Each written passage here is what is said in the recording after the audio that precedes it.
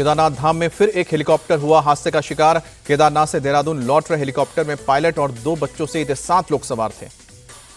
गौरीकुंड और सोनप्रयाग के जंगल में हुआ हेलीकॉप्टर क्रैश। देहरादून से रेस्क्यू टीम गौरीकुंड के लिए रवाना। उत्तराखंड के सीएम पुष्कर सिंह धामी ने सोशल मीडिया पर पोस्ट कर सभी यात्रियों की कुशलता की कामना की। पीएम मोदी 3 देशों की 5 दिवसीय यात्रा के लिए रवाना हुए। सबसे पहले 2 दिन की यात्रा पर साइप्रस जाएंगे। पीएम मोदी का 16 जून से 2 दिवसीय कनाडा दौरा। G7 शिखर सम्मेलन में शिरकत करेंगे। प्रधानमंत्री की यात्रा के अंतिम चरण में 18 जून को क्रोएशिया जाएंगे। पहली बार क्रोएशिया का दौरा करेगा कोई भारतीय प्रधानमंत्री। ईरान का इजरायल पर लगातार दूसरे दिन मिसाइल अटैक जारी। ताजा हमले में कम से कम 4 इजरायली नागरिकों की मौत। ईरान ने तल अवीव और यरूशलेम सहित कई इलाकों पर किया मिसाइल अटैक। तल अवीव में कई इमारतों को नुकसान पहुंचा।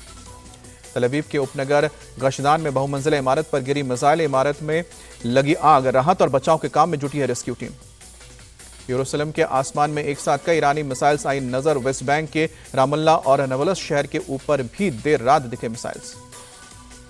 इजराइल के हाइफा शहर के आसमान में भी पहुंची ईरान की ballistic missile. Israeli air defence system ने सभी मिसाइल्स को हवा में ढेर किया। इजराइल ने भी किया ईरान पर बड़ा हमला। तेहरान में ईरान के रक्षा मंत्रालय के मुख्यालय को टारगेट किया गया। ईरान ने इजराइल पर सबसे बड़े नेचुरल गैस रिफाइनरी फज्र पर ड्रोन अटैक करने का भी आरोप लगाया। इजराइल ने अभी तक ईरान की रिफाइनरी पर हमले की पुष्टि नहीं की है। इजरायली पीएम बेंजामिन नेतन्याहू ने ईरान पर और हमले की धमकी दी है। कहा कि अगले हमले की वो कल्पना भी नहीं कर सकते हैं। पीएम नेतन्याहू ने ईरान को बताया राष्ट्रपति ट्रंप और अमेरिका की जनता का दुश्मन। इजरायली सेना के प्रवक्ता से जल्द ही ईरान पर हवाई हमले की चेतावनी दी है। कहा कि इस बार ईरान पर हमला तेहरान को फोकस में रखकर किया जाएगा। इजराइल की धमकी और रिफाइनरी पर हमले के बाद ईरानी सेना ने राजधानी तेहरान में एक्टिव किया air defence system. Israeli air defence system ने गैलील पैनहैंडल क्षेत्र में ईरान के ड्रोन को हवा में तबाह किया। इजरायली सेना ने आसमान में हुए धमाके का वीडियो जारी किया। जॉर्डन ने अपने एयर स्पेस को बंद करने का ऐलान किया। राजधानी अम्मान के ऊपर से गुजर रही ईरानी मिसाइल्स को एयर डिफेंस सिस्टम ने हवा में किया तबाह। अहमदाबाद एयर इंडिया विमान हादसे में मारे गए लोगों के डीएनए सैंपल की जांच की प्रक्रिया की गई है तेज। अब तक 30 मृतकों के डीएनए का उनके परिवार के लोगों से हुआ है सैंपल मैच। गुजरात के फॉरेंसिक लैब में 36 एक्सपर्ट की टीम डीएनए सैंपल मैच करने में जुटी। पीड़ित परिवारों से संपर्क के लिए बनाई गई है 230 टीम।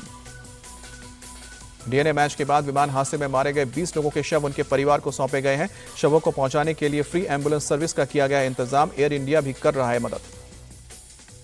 मल्लिकार्जुन खड़गे ने विजय रूपानी के बेटे और पत्नी से वीडियो कॉल के जरिए की बात। परिवार का दुख साझा किया।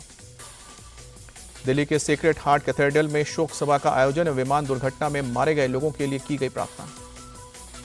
एआईएमआईएम चीफ असदुद्दीन ओवैसी ने सरकार से ईरान में मौजूद 1595 भारतीय छात्रों और इराक में फंसे 183 जायरीन को निकालने की अपील की।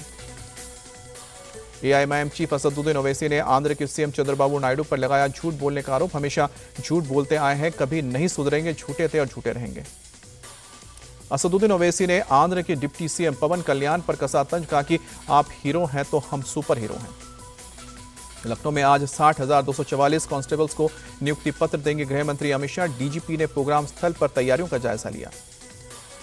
लखनऊ के डिफेंस एक्सपो ग्राउंड पहुंचे मुख्यमंत्री योगी आदित्यनाथ। अमित शाह के दौरे से पहले सुरक्षा तैयारियों की समीक्षा की।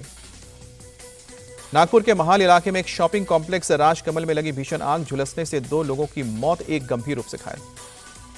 यूपी के ग्रेटर नोएडा में एक पेंट फैक्ट्री में देर रात लगी भीषण आग। देखते ही देखते फैक्ट्री से आग की ऊंची ऊंची लपटें उठने लगी। यूपी के हाथरस के डीएम राहुल पांड्या के ड्राइवर की बेटी की गोली मारकर हत्या की गई। मां के साथ बाजार से लौटते वक्त लड़की को अज्ञात बाइक सवार हमलावरों ने गोली मारी। मध्य प्रदेश के शिवपुरी में एक अपार्टमेंट में 13 साल की बच्ची उत्सवी की गटर में गिरने से मौत हुई। रात करीब 8 बजे सहेलियों के साथ खेलते वक्त गटर में गिरी थी। एमपी के रतलाम में एक सिरफिरे युवक ने सरेराह एक लड़की पर कैंची से हमला किया। सिर और पीठ पर किए गए कई बार। सीसीटीवी में कैद हुई वारदात। यूपी में बिजनौर के जिला अस्पताल में एक युवक की डायलिसिस के दौरान मौत। डीजल नहीं होने की वजह से अस्पताल का जनरेटर नहीं चल पाया और डायलिसिस बीच में रुकने के चलते सरफराज की मौत हुई। यूपी के संभल में अतिक्रमण के खिलाफ कार्रवाई। अलग अलग इलाकों में अवैध निर्माण पर चला निगम का बुलडोजर। जम्मू में पुलिस और प्रशासन ने चलाया ऑपरेशन क्लीन अप। ड्रग तस्कर की अवैध संपत्तियों के खिलाफ एक्शन। दिल्ली में देर रात मौसम ने ली करवट। कई इलाकों में तेज हवाओं के साथ बारिश। मुंबई के कई इलाकों में बीती रात हुई तेज बारिश। आम जनजीवन प्रभावित हुआ। गुजरात के पंचमहल में आंधी तूफान का कहर, तेज हवा की वजह से हाईवे पर खड़ी कार पर गिरा होर्डिंग, कार का अगला हिस्सा क्षतिग्रस्त हुआ। कर्नाटक के मंगलुरु में भारी बारिश बनी मुसीबत, घरों, दुकान और रेस्टोरेंट में पानी भरने से लोगों की परेशानी बढ़ी। गुवाहाटी में हुई भारी बारिश से लोगों की परेशानी बढ़ी, सड़क यातायात प्रभावित हुआ। कैलाश मानसरोवर यात्रा का पहला जत्था गाजियाबाद से रवाना, इस मौके पर उत्तर प्रदेश सरकार में मंत्री जयवीर सिंह भी मौजूद रहे। रूसी राष्ट्रपति पुतिन और अमेरिका के राष्ट्रपति डोनाल्ड ट्रंप के बीच फोन पर बातचीत हुई। दोनों के बीच ईरान इजरायल के बीच बढ़ते तनाव और यूक्रेन युद्ध पर करीब 1 घंटे तक चर्चा चली। पुतिन से बातचीत के बाद ट्रंप ने बताया, पुतिन को भी मेरी तरह लगता है कि इजरायल और ईरान के बीच जंग खत्म होनी चाहिए, जिस पर मैंने उनसे कहा यूक्रेन का युद्ध भी खत्म होना चाहिए।